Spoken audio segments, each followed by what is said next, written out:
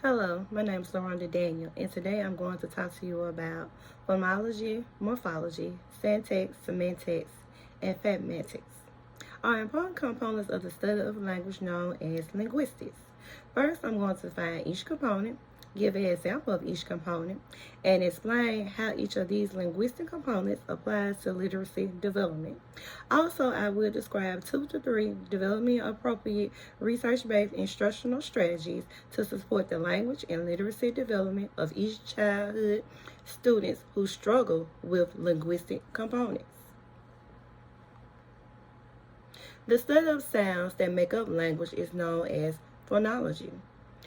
It encompasses the name of separate sounds, the regulations that govern the various ways in which these sounds can be mixed, and the various ways in which sounds can be altered. Morphology is the study of the building blocks of language, specifically word structure. It involves locating the most fundamental building blocks of meaning, known as morphemes, as well as determining the rules that govern how individual morphemes can be combined to make words. The study of these rules that regulate the sequence of words and how they are structured in sentences is referred to as syntax. The study of how words and phrases are understood is referred to as semantics. The study of ways in which language is utilized, context, including the study of nonverbal communication, is referred to as pragmatics. Here are the examples of the 5 components.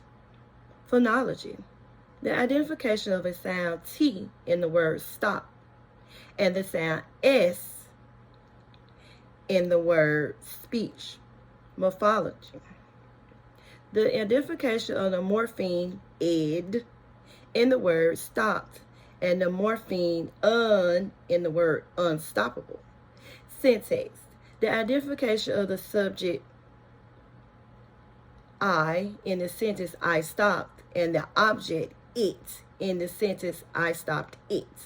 Semantics, the identification of the meaning of the word stopped as cease or end and the meaning of the word stopped as past tense of stopped.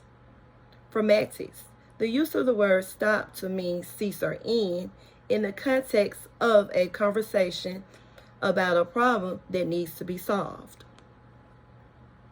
Each of the 5 components applies to literacy development because they contribute to language in many ways. They work together and is necessary to everyday communication and the way one learns. Each component is very important to understand because they are a huge factor of a child's oral language. If a child or oral language is exceptional for their age, they need to be exposed to more work and expectation that supports the linguistics.